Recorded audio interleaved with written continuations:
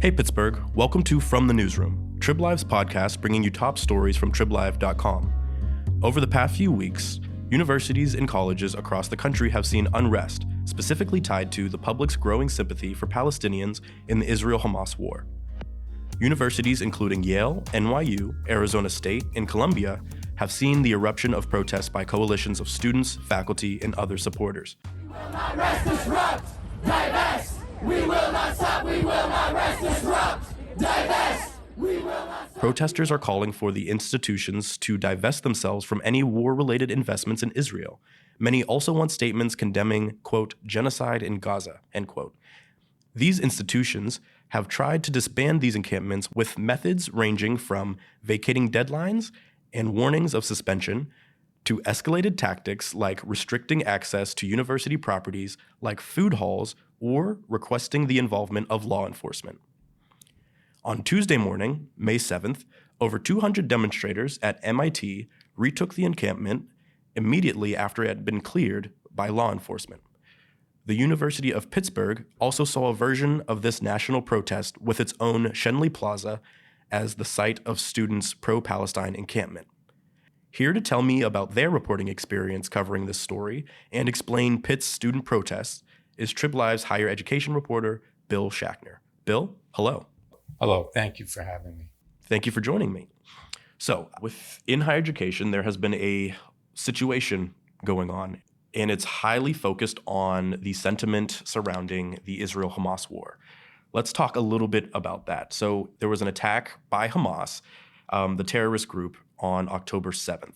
It killed hundreds of Israeli civilians, and Israel responded with a military campaign, including bombings inside Gaza, that has to date killed thousands. Let's talk a little bit about that. One thing that was interesting to me is, as I was researching this in your story, I saw that the death toll originally started with Israel having a higher casualty count, but that the Palestinians quickly surpassed the Israelis. And as of April 24th, there have been over 35,000 deaths. The Palestinians' deaths outnumber the Israeli deaths 24-1. What can you tell us about the recent unrest on university campuses, specifically regarding this war? I know that because of the changing sentiment, there has been a lot more vocal representation of the dissent between the United States government and the public sentiment. So how has it impacted higher education institutions? Well, I think the carnage on both sides is just been horrific. And I think the images have really resonated on college campuses. And to the extent that social media plays a role in where students get their information, I think that's in some ways dictating how they're reacting to these images. I think it's difficult for students to understand why any killing would be acceptable. And I think it's been difficult for, the numbers of Israeli casualties were just horrific. But now you're seeing the carnage from the Palestinian bombings, in Gaza. It's just been even more horrific. Mm-hmm. Down! Shut it down! Shut it down! So when did it really start to pick up among the universities? What were some of the universities that really lit this fire? In the fall in Pittsburgh, there was a fair bit of activity at Carnegie Mellon, at Pitt, and in Oakland. Not long after the October 7th attacks and the campaign by Israel, it reached a sort of a boiling point in November, and then schools closed for the winter break, and the return was a bit more quiet in the spring semester. It was only in the last couple of weeks that you have started to see signs of unrest again on the campus, particularly Pitt. What are some of the common demands that we're seeing or grievances that are being voiced by students and faculty? There are variations from campus to campus, but the general theme is the pro-Palestinian protesters are demanding that schools disclose their financial investment and other ties to Israel, and they are demanding that they divest from holdings of companies that are in defense-related industries and are seen as, in the minds of the protesters, of aiding what they're calling a genocide in Gaza. Some schools have, some protests have demanded apologies. Some protests have demanded statements from the university in solidarity with the Palestinian people. It varies a little bit, but that's generally what the demands have been. Okay. How have universities like Yale, NYU, Arizona State, and ours here in Pittsburgh responded to these protests and demands? Well, it's been sort of all over the map. If you look at institutions like Yale and Columbia, Ivy League, schools that are, kind of in a fishbowl because they're located in cities where the media is located. And they have, I think, been really sort of scrambling to try to keep up with what has been happening. They were criticized for not clamping down, and they were criticized for clamping down. It's just been a real kind of a mess. Right. While researching this story, I found that UCLA had called for their students to disperse or face arrests. And to date, more than 2,500 people have been arrested on college and university campuses since April 18th. In your opinion, would you say that the universities overall are successfully handling this contention between order and free speech? I think it's been a struggle. I mean, schools we're such a polarized nation right now, and schools are kind of at the epicenter of this. And they have been struggling to find that balance between protecting free speech and protecting the right of protest without letting it encroach on the rights of others. And I think that has become a real flashpoint in these demonstrations. At what point does legitimate protest become anti-Semitic actions? At what point does voicing your feelings on the war impinge on someone else's right to attend classes? Those sorts of things. The contention, like we both just touched on, between order and free speech, a lot of the universities, especially the ones that you mentioned with like such a heightened media presence around them, a lot of what we are seeing is aggressive either conversation or confrontation between different sides of support on the war, or protesters and police, or students versus administration. But Pitt seems to be a little bit different in terms of how the course of their encampment. Let's talk about that a little bit. Mm-hmm. What made Pitt's protests different from what we've seen across the nation? Well, it's interesting. I think there's people I've talked to at Pitt have mentioned a few things. First, in terms of size, the protest here at Pitt was small relative to some of these other protests at Columbia and UCLA, et cetera. So size had an impact. Also, Pitt seemed to have done a pretty good job of establishing communications with the demonstrators before the actual demonstration and during the demonstration, sort of keeping the temperature under control, keeping a dialogue going with them. Another thing is the protest actually began at Pitt inside the cathedral. It moved outside to the cathedral lawn, and city police and campus police were able to reach an agreement with the demonstrators that they would move off campus to Shenley Plaza, city-owned plaza, just really in the shadow of the cathedral burning, but still off campus. And they in turn said that they could stay for that week. And I think the combination of those things, I think, may have helped keep the temperature down. Now, that doesn't mean everybody was really happy. I mean, on Sunday evening, there was a disturbance because some of the protesters came back onto campus. City police said that they had reneged on their agreement, and everybody has their own version of what happened. But there were a couple of arrests, but nothing near the order of what we've been seeing in places like New York and Los Angeles. I think and I just think one of the things that I think has really been striking about this is how pitched some of these battles have been. If you look at what happened with the encampments at UCLA, there were protesters battling other protesters, including with homemade weapons. That's just not something I think that we're not used to seeing in Pittsburgh. And I think it's also something that we're not used to seeing on college campuses in this country. And I think that speaks to just how, the emotions that are triggered by this issue. Right.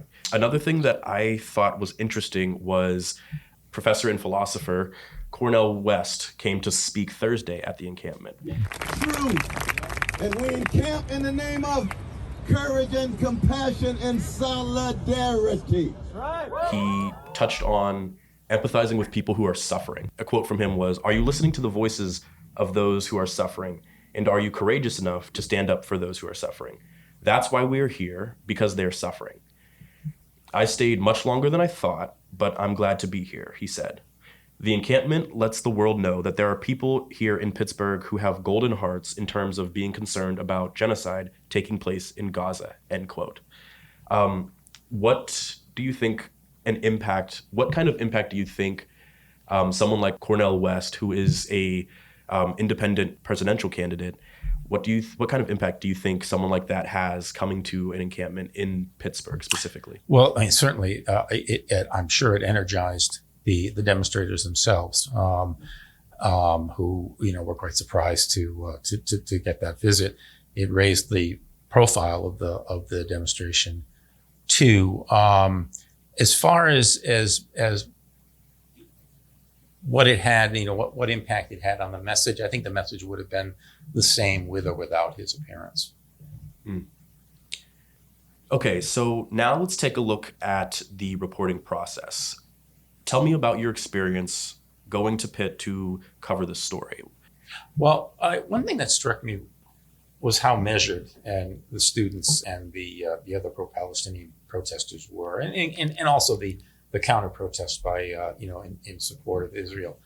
I think the crowd. I wasn't exactly sure what to expect when I got to Oakland, because we had all been seeing we've been seeing the same images on television of very tense, sometimes violent scenes. But this was a group of orderly, vocal but orderly protesters. And even when the counter protesters supporting Israel would mingle with the crowd, it would get with the pro-Palestinian protesters, there would be words exchanged. There was one encounter where a sign with a number of the Israeli hostages pictures was displayed, and I think that elevated tension some. But I was really struck by how measured the group was, and actually I also was a bit struck by how, I don't want to say laid back, because it's not that they're laid back, but the police were watching, but they were kind of keeping somewhat at a distance, and again, not what I was expecting given what I had seen at some of the other campuses in the country. Do you think the not decreased but non-heightened police presence had an effect on maybe the tension or the course of where the protests could have gone? Yeah, I don't doubt that was a factor. But I also think that a lot of it had to do with just simply the way that the protesters on both sides conducted themselves. I mean, it could have been different. It could have escalated, but with the exception of that Sunday evening, it stayed under control. So let's talk a little bit about the administrative response. I know Joan Gable, I believe, the Pitt chancellor, said it was a largely trouble-free event. Can you tell me a little bit about what she had to say? Well, what's interesting, actually, she did not, and the university did not put out a statement at the end of this, which I thought was interesting. And part of me wondered if it was because what would be the point of risking inflaming what has been a relatively calm demonstration. It will end because all of us are putting our energies towards this. All of us are putting our hearts towards this. All of us are putting our love towards this. And when the minds and the bodies and the souls of the people are in alignment for liberation, we will not fail. That's right. All power to the people. All power to the people. All power to the people. And I think, too, what would they say at this point? Because, this one ended peacefully. Who knows what's going to happen in the future? But I think, again, I'm speculating, but I get the sense that their thinking was, in this case, less is more. To that point, with your experience as a higher education reporter, should we expect Pitt to divest or issue some sort of statement that mirrors what the protesters are calling for?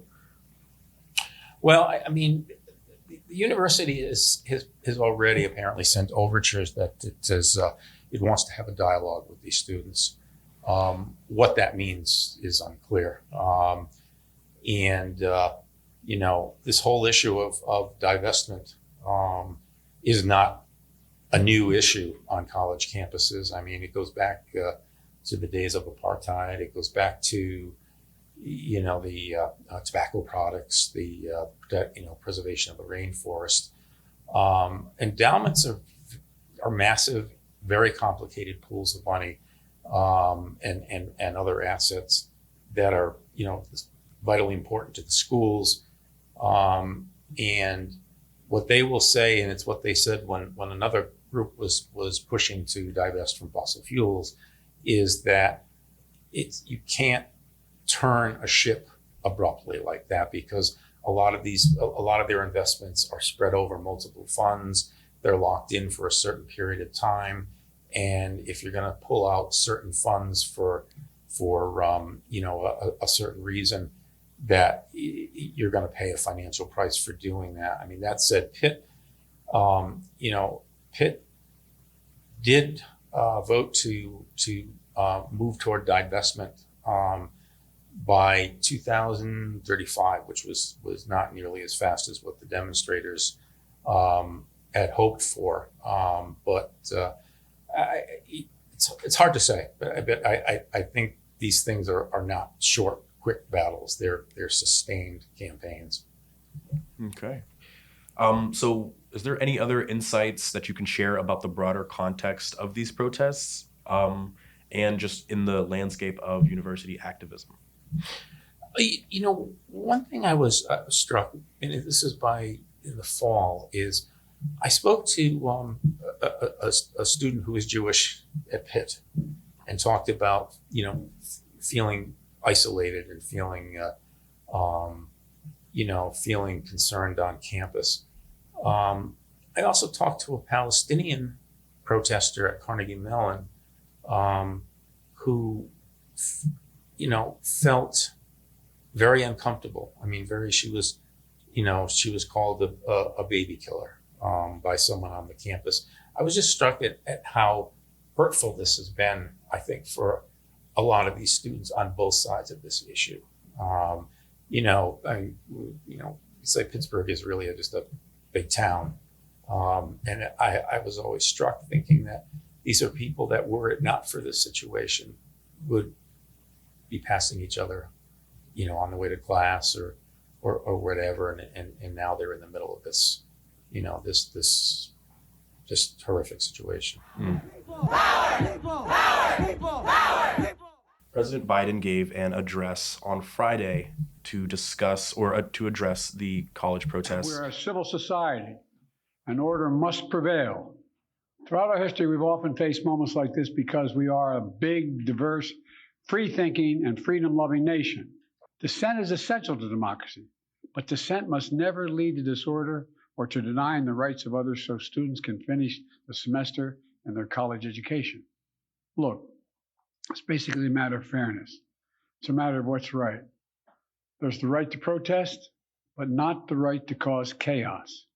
People have the right to get an education, the right to get a degree, the right to walk across the campus safely without fear of being attacked. He said that civil society and order must prevail. He also said that dissent is essential to democracy, but must never lead to disorder or denying the rights of students. How do you think these statements are going to influence the discourse and the actions within higher education? Well, I mean, I don't think many people would disagree with that, with those statements. Generally speaking, peaceful protest is acceptable. Violence, damage, vandalism is not. I think, though, there are so many variables because it can depend on where the protest is. For instance, the encampment. If it's outside, that's one thing. If someone sets up an encampment inside the Cathedral of Learning, that's another thing. I have one final question for you. Is a resurgence in Pitt protests likely possible in the fall or even between the spring and fall semester? Stay tuned. I think it depends. I mean, you can't underestimate the ability of 3 or 4 months to create some separation between what was a burning issue in spring and in the fall. That said, I have seen issues, divestment over fossil fuels, heat up semester after semester. I think a lot depends on what's going to happen in the coming weeks. This talk of a ceasefire.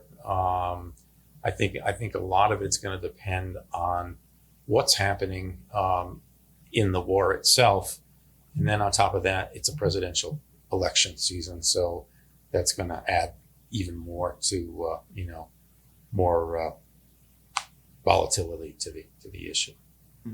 Okay. Well, Bill, thank you for joining me. Thank you.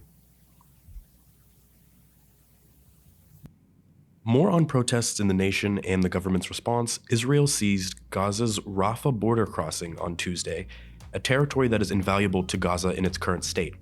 In Pittsburgh, a, quote, hands-off Rafah, end quote, emergency rally, billed by the same group involved in the Pitt protests, hosted 200 demonstrators to protest Israel's actions. Protesters said that the action is part of a larger invasion of what was believed to be a safe zone. Also, on May 1st, the House passed legislation aimed at broadening the definition of anti-Semitism for the Department of Education to enforce anti-discrimination laws in response to the nationwide student protests. The bill, which passed 320 votes to 91, seeks to incorporate the International Holocaust Remembrance Alliance's definition of anti-Semitism into the Title VI of the Civil Rights Act from 1964, and it awaits an uncertain result in the Senate. For these and more stories, visit TribLive.com. Once again, I'm Zach Gibson, and this is From the Newsroom.